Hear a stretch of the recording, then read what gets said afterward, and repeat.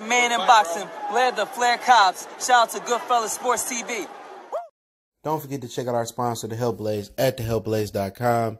100% all natural products from lotions, soaps, foot soaks, bath bombs, and much, much more. Use the promo code Goodfella1Boxing. Tell them your boy CJ Goodfella sent you. Get 18% off. We out. All right, let's talk some boxing. Appreciate everybody for tapping in. Make sure you hit that subscribe button, bell icon button, share the video. We got Mason here today, man. He might have to go to the vet. He keep going up. So we got some food for his digestive system. But look at Mr. Mason. Look at Mr. Mason. But other than that, yeah, we're going to talk about some boxing real quick. We're going to talk about, first we're going to talk about Uysk willing to step aside. Also, I heard Sean Porter and Terrence Crawford, I heard that they're going to fight. So it sounds like it's kind of done, or they've been really negotiating to fight each other. So we'll see what's going on there. And it seems that Golden Boy Promotions is willing to put Triple G in the ring with Jaime. Well, it's willing to put Jaime Munguía in the ring with Triple G. So let's get to that. Make sure you hit that subscribe button, the like button, share the video. But yeah, personally, man, Usyk manager said he don't want Joshua to vacate. That means he's scared to fight them. And basically, what their option is they do step aside. I guess financially it got to be together, but they want to get all the belts in one hand. So basically, Usyk, his one big shot at heavyweight, he wants to basically face the undisputed champion. But what he got to understand is he's an older fighter with a lot of wear and tear on his body. So if you're talking about fighting the winner, they're going to fight 2 or 3 times. So with dudes fighting once or twice a year, especially with a fight of that magnitude, they might fight twice a year. And let's say Joshua don't win, then you sign a Matchroom for no reason. And Tyson Fury's already stated that he didn't want to fight you, so Fury's going to drop the belt that you were mandatory for, or possibly even retire. After making that much money, who else you going to make that much money with? Especially in the UK, just in general, the boys lost, so he's going to build himself back up. Effing Jawway may or may not be there, but the only big name that they can go ahead and fight, is Deontay Wilder. And we know Joshua never wanted that fight. And Fury, after he felt that he beat him twice, why do we want that fight to begin with? So that's a $1 million question. Like, if you win, you probably still going to be fighting for the WBO belt. You may never get the winner, so he got to understand that. And I don't care if the fight happened or not. I don't really have no interest in the two English muffin unification bout. Or for undisputed. I don't care.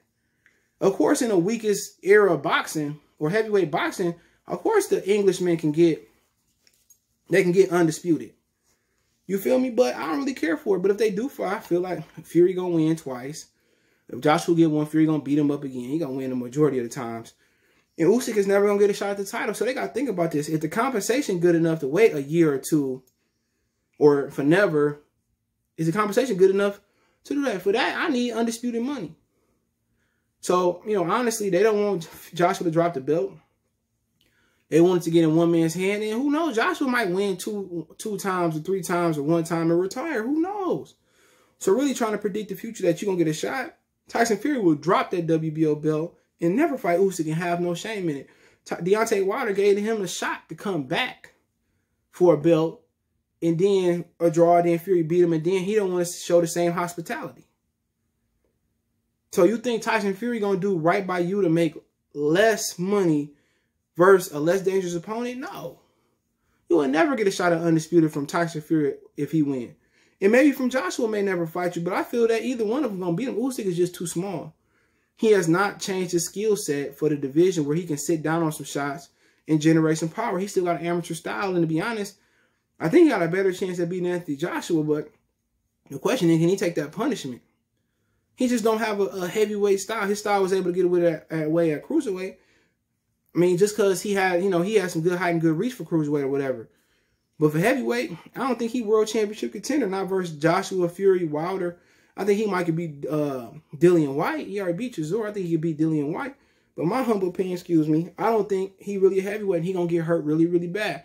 The bigger the puncher, the bigger the man, the bigger the puncher, that's what's going to happen. So his best bet is Joshua to drop the belt. He fight Joseph Parker for the belt and call himself a cruiserweight and a 2-time heavyweight champ or 2-time division championship in cruiserweight and heavyweight. But I don't think he can mess with either one of them. I don't think that they scared of him. He just don't bring no financial benefits to the ring. Unless they go to the Ukraine and they fight him. But in my opinion, I don't blame him for not fighting Usyk. Usyk, if he take a step aside money, he'll never get a shot at undisputed. Especially if Tyson Fury win, like I predict him to win.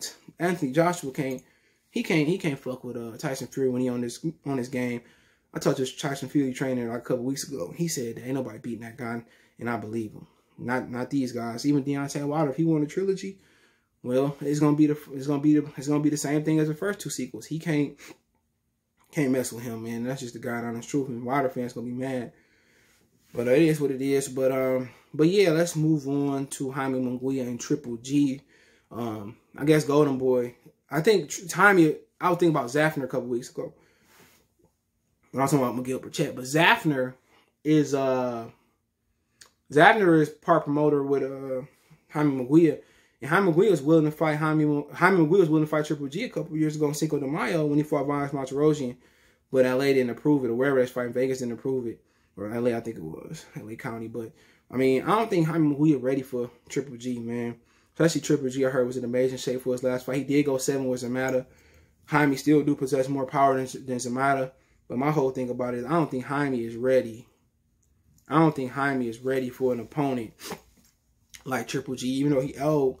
I think him and Eric Morales need about 2 or 3 more fights, maybe even more, to really kind of get his skill set together. He got a good jab. He probably can take a punch too, but I think this is bad matchmaking. They must have, his contract must be running out with Golden Boy Promotions. I know he was a free agent a couple years ago, or a year ago, whatever it was. And I think Top Rank was courting him. It was rumored that he was going to Top Rank. They work with Zafner as well. PBC, they would have some talks with him. So he must sign a new contract with Golden Boy, but where he might be coming up, because I don't understand putting him in that caliber of fight. He banged Saddam Lee out his frame, but he didn't look good, in a few of his other fights. But I mean, Golden Boy is just always in a rush to make the biggest and the best fights possible. And in this climate in boxing, you gotta respect it, because all these dudes want to babysit belts and they want to protect champions, and they don't, pay these sanctioned belt bodies not to order the hard mandatories and all of that. So, personally, I think Triple G might be too much if they fight him next. And I love Jaime Munguía, but if he beat Triple G, I think a lot of people will celebrate him. A lot of people be happy, And apparently, Golden Boy want to do it. Eric Gomez want to do it. I'm pretty sure. Oscar De La Hoya on board with it. But man, I don't know. That might be one of those fights that might be a little bit premature, and I wouldn't do it. Not right now, but go ahead and do it. Munguía take out Triple G, then Canelo might have to fight him on GP, man. And Mexican fans might be pushing for that. But, with Triple G, the key for him is the jab and body work. Triple G don't like the body work.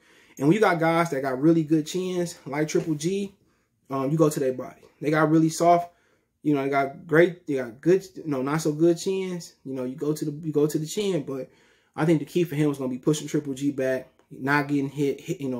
What boxing is about, hitting and not getting hit, working the body, working his jab, and really punishing Triple G and pushing him on the back foot, showing angles, slipping and dipping and sliding and jiving and doing all that great stuff. If he can do that, he can have some chances. But he got all the ability to be a great fighter. He just ain't really put it together yet. But if I'm his trainer, I'm his father, or whoever, I just don't take that fight right now.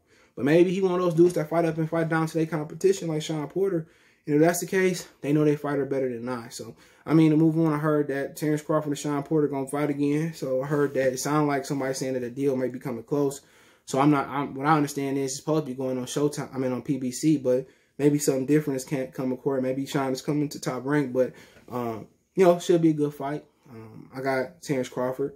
Most people think of this be Crawford's most difficult fight of his career. But Sean Porter's been beaten by any opponent that's been a solid fighter. Keith Thurman, Kell Brook. He had a draw with Julio Diaz. It's just, he had a great style for Keith Thurman. And Keith Thurman just fought him the wrong way. Danny Garcia just ain't a really good welterweight. And then Earl Spence, maybe he was a weight drain, or maybe Sean's style was bad for him. But this would be a good fight. Sean Porter throwing overhand rights, overhand lefts, feinting and pumping forward. But it'd be interesting to see if Crawford can pick up on some of the mistakes that Earl and Keith and Danny couldn't pick up on. And if he can, I think he can knock out Sean Porter. But the question is, can Sean Porter expose some of his mistakes? Should be a great fight. Last time Kenny was really close with a fighter and kind of had them ready for the Olympics and all that in our amateurs. They did a great job versus Earl Spence, but it's a different animal with Bud with a different skill set, different hand speed, different foot ability, foot movement. So should be a good fight if they do fight. Hopefully, I don't put that $70, $80 price tag on there. But hey, let me know what you guys think about the video. Don't forget me on Facebook, Instagram, Twitter. You can reach out if you have a business question, inquiry, response, video request. All my social media links, description. Fast way to reach me is Twitter and Facebook and Instagram. My Facebook group is in the description. The link, man. If you want to make a financial donation, Cash App, CJ Good 313. That's in the description. PayPal link in the description. Best way to donate is share the video. Appreciate the love, support. One time for the one time. It's your boy CJ Goodfella, Goodfella Sports TV. We gone. Belief about I'm on the phone. You on the phone? Yeah. You looking at my baby? No, I ain't looking at him. No, I'm good. You sure? Yeah, I'm good. All right, man. Next time we come outside, don't be staring and shit like that. I don't like that. I wasn't looking at him.